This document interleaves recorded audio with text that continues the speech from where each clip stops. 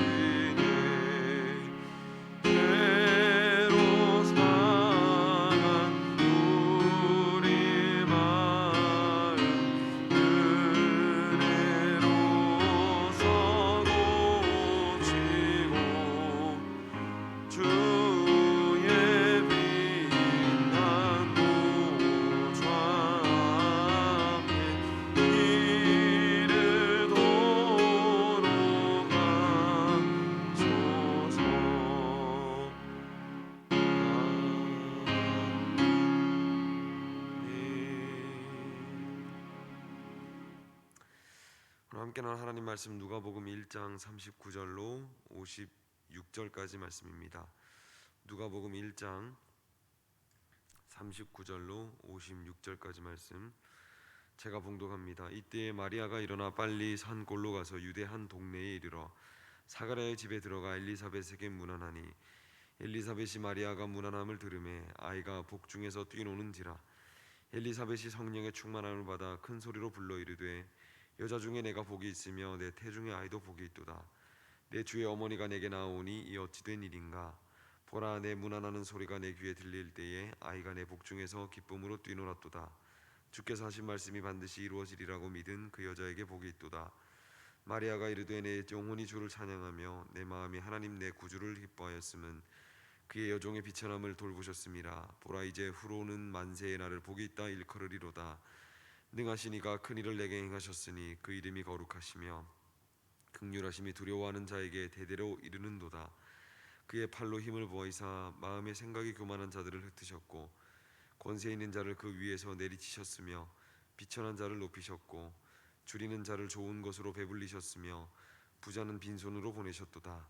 그 종 이스라엘을 도우사 긍휼히 여기시고 기억하시되 우리 조상에게 하신 말씀하신 것과 같이 아브라함과 그 자손에게 영원히 하시리로다 하니라. 마리아가 석 달쯤 함께 있다가 집으로 돌아가니라. 아멘. 시간 담임 목사님 나오셔서 말씀 전해주시겠습니다.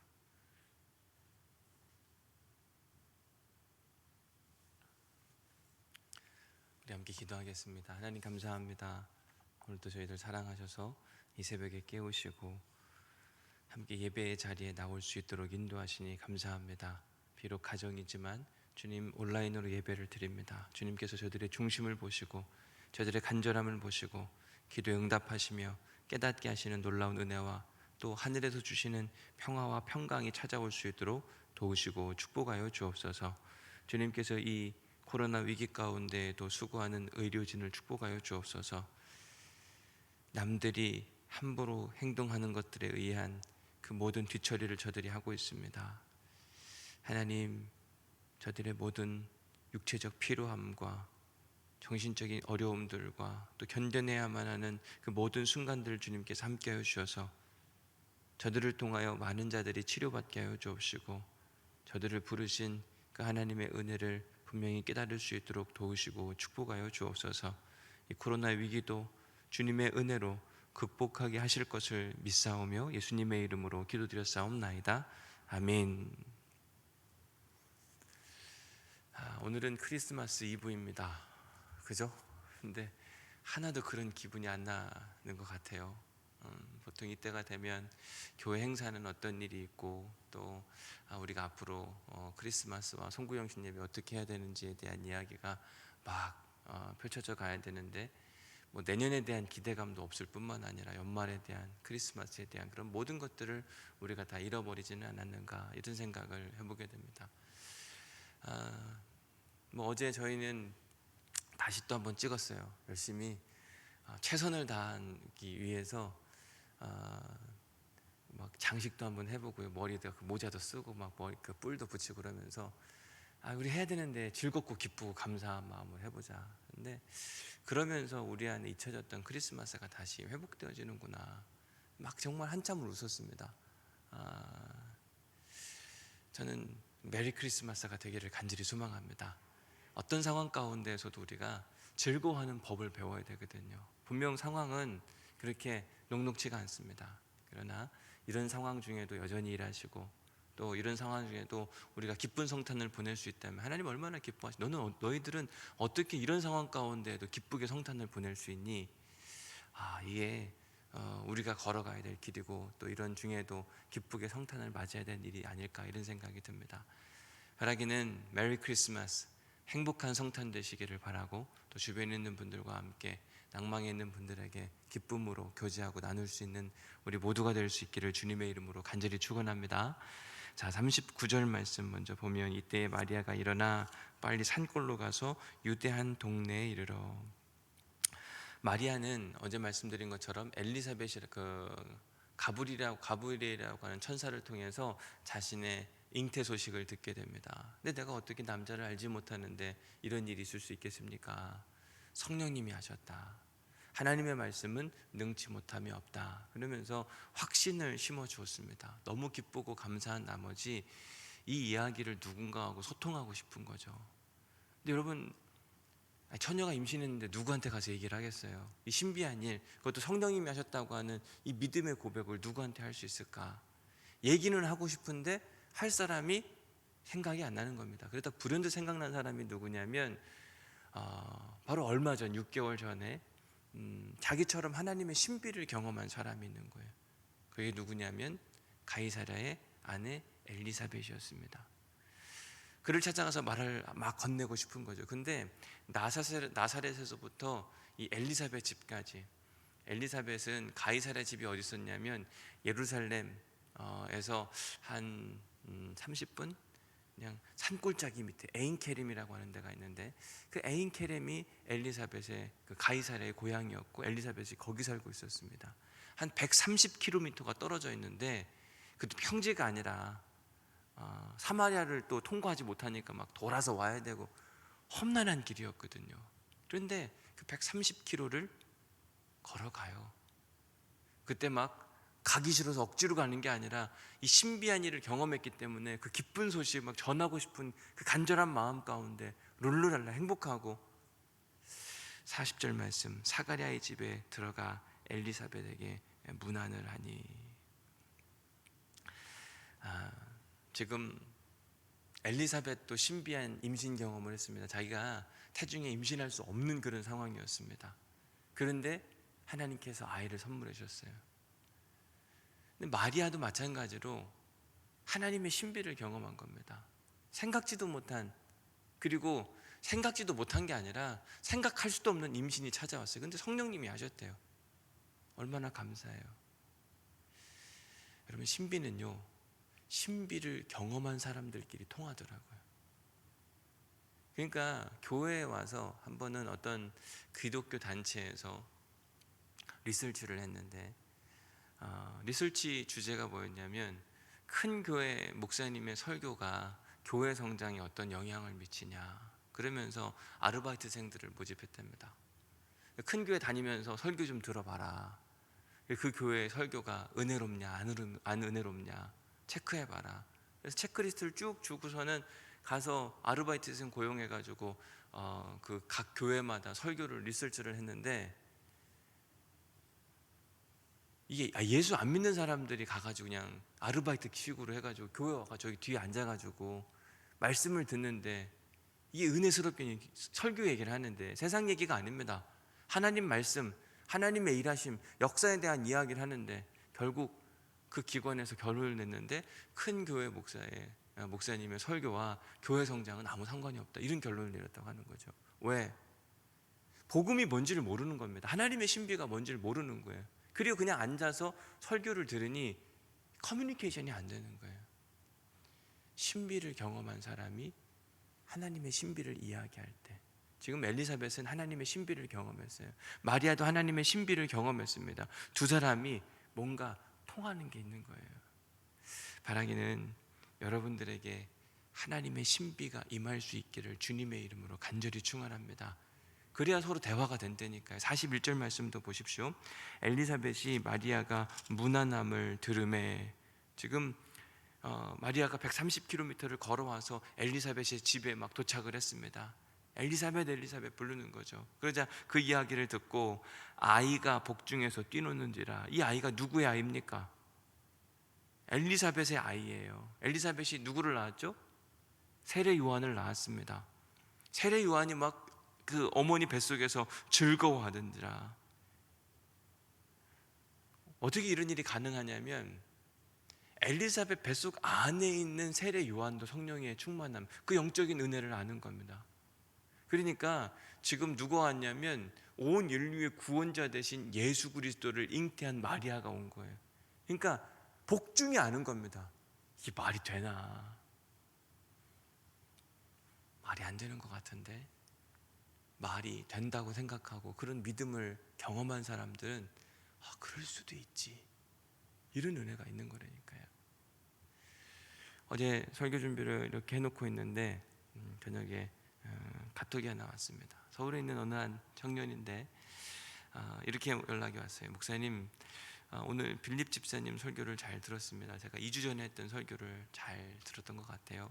무명해도 괜찮습니다. 제가 오래전에 맹세했던 고백을 잊고 살았더라고요. 이전 교회에서 참 과분하게 하나님께 많이 쓰임을 받았습니다. 그런데 지금 교회에서 벌써 1년이 다 되어 가는데도 아무 곳에서 쓰임 받지 못하는 제 모습을 보고 답답하기도 하고 속상하기도 했던 것 같습니다. 그런데 지금 생각해 보니 그 스포트라이트를 그리워한 건 아닌가 하는 생각이 들었습니다. 예전에 제가 하나님께 맹세했던 고백은 이름도 없이 빛도 없이였습니다. 담임 목사님이나 중직자들이 알아주지 않아도 주차 봉사나 교회 청소 등 제가 생각하기에 가장 작은 일에 충성하고 싶다는 맹세였습니다. 그래야 하나님이 더 기억해 주시고 칭찬해 주실 거라고 생각했습니다. 하지만 지금은 사람들 눈에 띄려고 칭찬받고 싶어서 조급해하진 않았나 생각해 보게 되었습니다. 무명해지는 자리에서 하나님이 참 이뻐하시는 자녀가 되어야 되겠다는 생각을 하게 되었습니다. 귀한 것을 잊고 살았는데 깨닫게 해주셔서 감사합니다. 무명하게 살아도 괜찮다. 여러분이 말씀을 듣고 마음속에 깊이, 그리고 자기의 삶을 말씀으로 비춰보는 그 훈련은 하나님의 신비와 말씀의 신비를 경험한 사람들이 하는 거거든요. 그러니까 말씀을 듣고 남의 이야기로 듣지 않고 자기의 이야기로 듣는 그 하나님의 말씀의 신비를 이미 경험한 겁니다. 이런 사람이 말씀을 들어도 은혜를 받는 거거든요. 아, 저게 뭔 얘기야? 나하고 상관없는 이야기네. 여러분, 말씀의 신비를 경험해야만 강단에서 선포되어지는 그 말씀의 은혜가 우리에게 생명으로 찾아옵니다. 끊임없이 말씀의 신비, 하나님의 신비가 우리 모두에게 찾아올 수 있는 그런 은혜가 있기를 주님의 이름으로 간절히 축원합니다. 자, 41절 후반절을 보면 엘리사벳이 성령의 충만함을 받아 큰 소리로 불러 이르되 여자 중에 내가 복이 있으며 내 태중에 아이도 복이 있도다. 내 주의 어머니가 내게 나아오니 이 어찌 된 일인가. 자, 엘리사벳이 성령이 충만해서 큰 소리로 불러 이르되 여자 중에 내가 복이 있으며 내 태중에 아이의 복이 있다. 지금 마리아가 임신하고 왔는데 마리아를 축복해줘요. 아, 마리아는 약혼의 때니까요. 결혼한 게 아니에요. 뜻하지 않은 임신이었습니다. 그러면 비난받아 마땅한데 이건 성령님이 일하시니까 성령의 은혜를 받은 사람들이 칭찬해주고 응원해주고 격려해주는 모습을 보게 됩니다. 그런데 43절 말씀을 다시 한번 보면 내 주의 어머니가, 내 주의 어머니, 신기하죠? 엘리사벳하고요 마리아를 비교해 보면 엘리사벳은 지금 임신을 할 수 없는 모든 이 생물학적인 기능이 멈춘 상태, 그러니까 나이가 굉장히 많았던 여인입니다. 마리아는 젊은 처녀였어요. 그런데 지금 뭐라고 표현하냐면 내 주를 임신한 어머니라고 표현합니다. 그냥 일반적인 혈육관계로 치면 거의 뭐 엘리사벳은 한참 위에요. 마리아가 아래입니다. 그런데 성령의 역사와 하나님의 신비를 경험하니까 관계의 재정립이 일어나는 거예요. 어제 또 참 신기해요. 저는 설교 준비할 때 그런 생각하는데 어제 저희 형님이 또 갑자기 전화를 하셨어요. 부산 괜찮냐? 잘 지내냐? 목회는 어떠냐? 근데 저한테는 저희 큰 형님이 항상 기도 제목입니다. 왜냐하면 저희가 사남매인데 그 중에 제일 믿음이 없으신 분이 저희 큰 형님. 지금 수원에서 꽃집을 하시는데 마음 같지 않은 거 있잖아요. 제가 전도해야 된다 하지만 가족 전도가 힘들다 그러는데 큰 형님 전도하는 게 왜 그렇게 힘들고 어려워요? 미국에 있을 때 어느 날은 하나님이 너 큰 형님 어떻게 하려고 그래? 전도 어떻게 할 거야? 어느 날 그냥 미국에 있는데 전화를 했어요. 형, 예수 믿어야 돼. 그렇게 해서 안 되지. 큰일 나. 교회 가야지. 그랬더니 저한테 너 무슨 일 있냐 그러더라고요. 이 전도하기 정말 힘들다니까요. 한국에 와서도 수원에는 저희 교회하고 지척이었습니다. 그냥 차로 한 5분 정도. 뭔 얘기를 해도 잘 안 돼요. 참 힘들고 어렵다. 근데 어제 뭔 얘기를 한참 하는 중에 너가 그랬잖아 설교 시간에. 그러는데 설교를 듣고 있는 거예요. 너무 감사하더라고요. 저하고 저희 큰형님은 9살 차이가 납니다. 저희 큰형님한테 저는 한참 어린 동생이죠. 그런데 제가 신학교로 간 이후에 저한테 함부로 한 적이 없어요. 존대까지는 아니어도 늘 조심스럽게 말하고 염려해주고, 어느 때는 가정사에 문제가 있으면 이런 건 어떻게 해야 돼? 아니 본인이 저보다 9년을 더 살았으면 가르쳐줘야 되잖아요. 저한테 물어봐요. 복음 안에 사는 것이 관계의 재정립을 만들어가는구나. 예수님이 혈육의 관계에 대한 이야기, 형제자매에 대한 이야기를 했을 때에도 내 어머니와 내 형제와 자매는 그리스도 안에, 하나님 안에 있는 사람이니라. 이 관계의 재정립을 완전히 바꿔줬습니다. 우리는 그리스도 안에 있는 사람들을 거듭난 사람, 새로 태어난 사람이라고 표현을 합니다. 새로 태어난 사람들은 모든 것이 달라져요. 크리스마스를 받아들이는 것 자체도 틀려집니다. 내일 설교 제목은 그가 오신 이유. 거듭난 사람은요, 성탄절을 대하는 자세, 성탄절을 보내는 자세도 달라져요. 왜? 성탄절이 어떤 날인지 아니까. 남들과 똑같지 않습니다. 다른 삶을 살아야 돼요. 다른 가치관에 내 삶을 올인하게 되고, 다른 관계 안에서 복음이 진짜 무엇인지, 하나님이 진짜 기뻐하시는 삶이 무엇인지를 고민하고 살아가는 것. 바라기는 우리의 모습이 그러한 모습으로 온전히 살아있기를 주님의 이름으로 간절히 축원합니다. 오늘 본문에 보면 엘리사벳이 마리아에게 내 주의 어머니라고 하는 표현을 써요. 여러분들에게 이런 은혜가 있기를. 당신이 나의 영적인 스승입니다. 나이가 많건 나이가 적건 이게 중요한 게 아니라니까요. 어느 때 가능하냐? 우리가 하나님의 신비를 경험해야만 합니다. 하나님의 능력을 경험해야 돼요.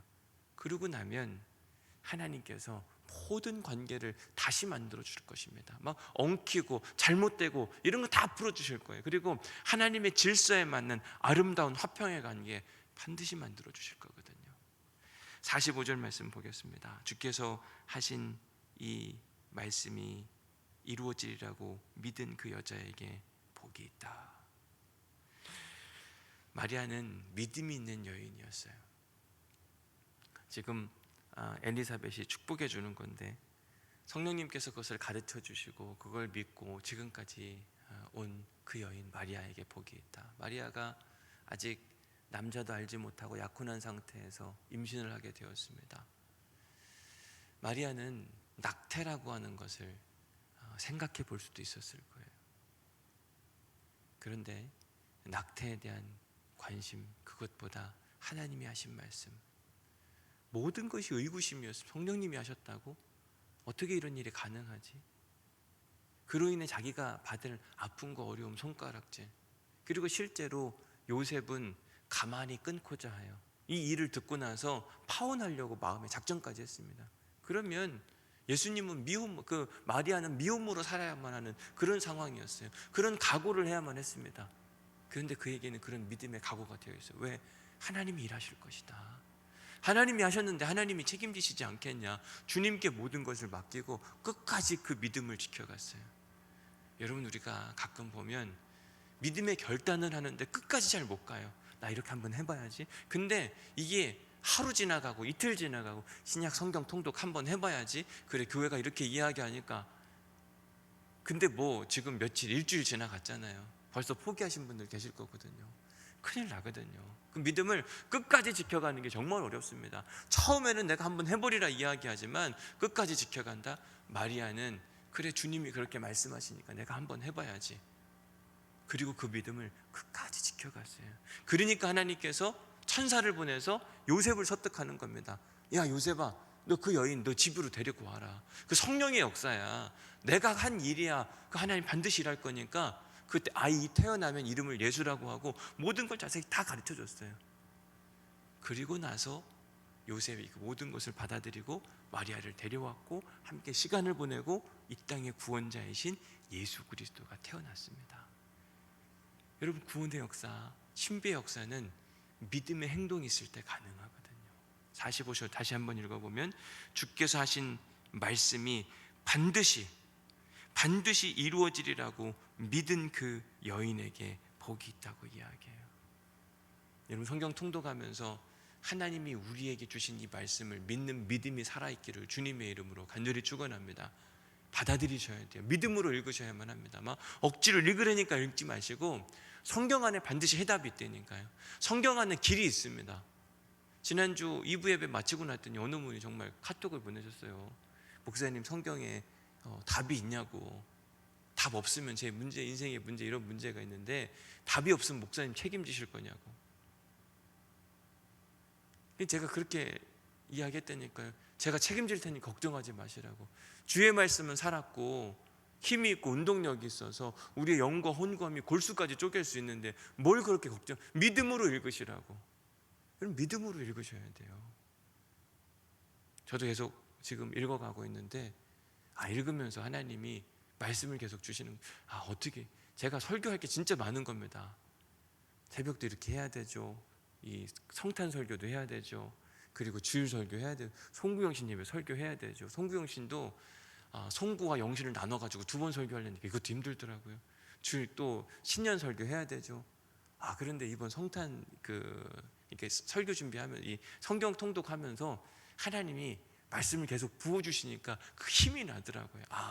성경 통독을 하게 하신 이유가 있구나. 여러분, 말씀엔 힘이 있어요. 그 말씀엔 능치 못함이 없습니다.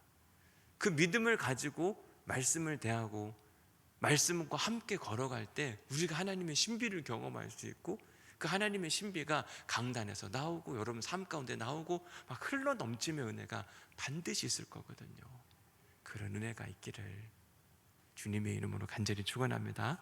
자, 46절부터 48절까지 읽어보면 마리아가 이르되 내 영혼이 주를 찬양하며 내 마음이 하나님 내 구주를 기뻐하였음은 그의 여종의 비천함을 돌보셨음이라. 보라, 이제 후로는 만세 나를 복이 있다 일컬으리로다. 제가 박대원 목사님에 대한 이야기를 여러분들한테 그분을 소개해드렸고 그분에 대한 이야기를 해드렸고, 그분이 인간극장에 나오셨어요. 그래서 제가 그 성탄 설교 준비하면서도 그렇지만 그분이 나온 인간극장을 다 찾아서 봤습니다. 5번 30분씩 되는데 그래도 시간을 내서 보자. 미혼모들은요 항상 블라인드 처지를 해요. 얼굴을 드러내기 싫어하면 자신감이 없어요. 왜? 그 원치 않은 임신이었어요. 그러니까 세상에 드러나기 싫어하고 늘 염려와 두려움 가운데 살아갑니다. 자신감이 없어요. 그런데 오늘 본문에 등장하는 마리아는 어찌 보면 미혼모라니까 아직 결혼하지 않은 상태에서 아이를 임신했고, 이거 세상 알려지면 큰일 나는 일이고, 그런데 46절부터 56절까지는 마리아의 찬가예요. 믿음의 고백입니다. 여기에는요 힘이 있어요. 움츠려든 게 아닙니다. 여러분 왠지 아세요? 하나님의 신비를 경험했고 하나님이 일하실 것에 대한 믿음이 있기 때문에 자기가 지금 고난과 환난 중에 있는데도 불구하고 힘이 있어요. 여러분, 지금 우리가 코로나를 지나가고 있지만 정말 기쁨의 성탄, 기쁨의 연말. 왜? 하나님이 일하실 것이기 때문에. 그 믿음이 분명히 우리 안에 살아있다고 한다면 결코 그냥 가만히 있을 수가 없어요. 비록 집에서 예배드린다 할지라도 그 은혜와 감격, 즐거움, 그리고 믿음의 선포, 저는 이 우리의 신앙의 모습이 살아있기를 주님의 이름으로 간절히 축원합니다. 초대교회 한참 모여서 예배를 드렸어요. 그때 로마 제국이 어마어마한 핍박이 찾아왔을 때 그들은요 피해 숨어 다니면서 예배를 드렸어요. 카타콤 지하 무덤에 들어가서 누군가는 무덤에서 시체 썩는 냄새가 나는데도 불구하고 자기들은 산 소망을 가지고 기쁨과 즐거움으로 예배했습니다. 우리한테 어쩌면 지금 가정은 카타콤과 같은 곳이에요. 근데 거기서 우리가 기쁨과 즐거움으로 예배해야 될 이유는 그럼에도 불구하고 우리에게 예배할 수 있는 은혜를 허락하신 하나님. 제가 연말에 송구영신 예배하면서 성찬도 한번 고민해요. 온라인 성찬을 해보면 어떨까. 비록 우리가 공간은 떨어져 있지만 집에서 각자 준비하고 함께 마지막 연말인데 공간은 분리되어 있지만 하나님의 은혜로 함께 존재함을 우리가 고민하면서 온라인 성찬을 한번 해보면 어떨까. 정말 많은 고민을 해보는 겁니다. 온라인 성찬이 말이 되나? 우리가 할 수 있는 최선을 해보는 거예요. 비록 우리가 떨어져 있는 공간 안에 하나님이 주시는 영적인 통일성을 위해서 이것도 필요하겠다. 여러분, 이 순간이 진짜와 가짜를 구분하는 거라니까요. 지금도 하나님은 살아계십니다. 지금도 하나님은 살아서 역사하시고 우리의 삶 가운데 찾아오기를 원하시는데, 우리가 어딘가 갇혀 있다고, 함께 모이지 못한다고, 아니 우리가 온라인으로 모일 수 있으면 되죠. 우린 이렇게라도 모인다. 사단에게 본때를 보여주는 겁니다. 그러면 사단이 물러가는데, 이런 거에 막 우리가 지쳐있고 무너지고 언제 이런 백신이 오나 이런 고민만 하고 있다면 여러분, 우리는 사단한테 지는 거예요. 영적 어둠의 권세에게 완전히 짓눌리는 겁니다. 절대 그래서는 안 되거든요. 바라기는 행복한 성탄 되셔야만 합니다. 우리 1장 37절 한 번만 같이 읽고 마치도록 하겠습니다. 1장 37절 어제 말씀인데 같이 읽습니다. 시작. 대저 하나님의 모든 말씀은 능하지 못하심이 없느니라. 아멘. 그리고 오늘 본문에서는 45절 주께서 하신 말씀이 반드시 이루어지리라고 믿은 그 여자에게는, 그 성도들에게는 복이 있도다. 오늘 주신 말씀을 마음에 새기고 믿음으로 나아가고, 비록 가정에 갇혀 있지만 코로나 불로 이런 게 어디 있어요? 성령님이 그 자리에도 계신데 다 떨쳐 버리십시오. 그리고 새 희망과 기쁨을 가지고 마리아가 46절부터 56절까지 어려운 환경 중에도 기쁨과 은혜와 복으로 선포했던 그 은혜와 역사가 우리 모두에게 있기를 주님의 이름으로 간절히 축원합니다. 기도하겠습니다. 하나님 감사합니다. 오늘 또 저희들에게 마리아의 이야기를 통해 새 희망과 은혜를 주시니 감사합니다. 주님, 분명히 상황은 우울합니다. 그런데 마리아는 엘리사벳을 찾아갔고 엘리사벳으로부터 위로받았고 하나님에 대한 확신을 가지고 그는 믿음으로 선포합니다. 나는 복 있는 여자라. 하나님, 지금 마리아는 복 있는 여자라고 말할 수 없는 사랑 상태입니다. 그럼에도 불구하고 그는 믿음으로 반응했습니다. 하나님, 우리도 믿음으로 살아갈 수 있도록 인도하여 주옵소서.